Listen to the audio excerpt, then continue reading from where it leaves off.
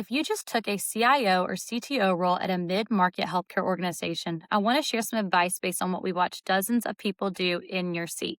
The first thing to know, the strongest instinct you're going to have is to start fixing things. You're going to see security gaps, vendor relationships that don't make sense, infrastructure that's outdated, and you're going to want to start making changes.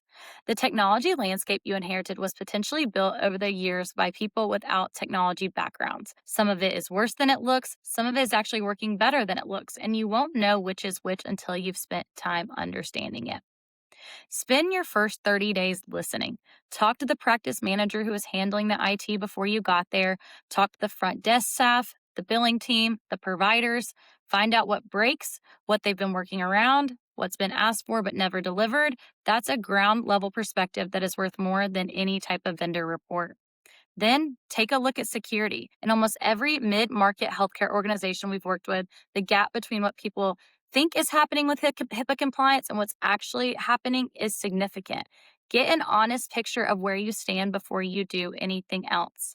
By the end of month two, you should have a clear picture of what's working, what's at risk, and what needs to change. That's when you can start building the roadmap. What has to be fixed now? Things like security gaps, compliance issues, anything that represents an active risk.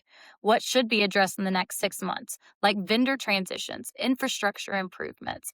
And then what needs to be built towards over the next 12 to 18 months, like data infrastructure, analytics, and AI readiness. Your leadership team is going to ask about AI. The honest answer is that AI in healthcare requires a foundation of clear data, secure infrastructure, and integrated systems. Your job early on is to create clarity, reduce risk, and build trust across the organization. If you do that well, the technology strategy can become much easier to execute.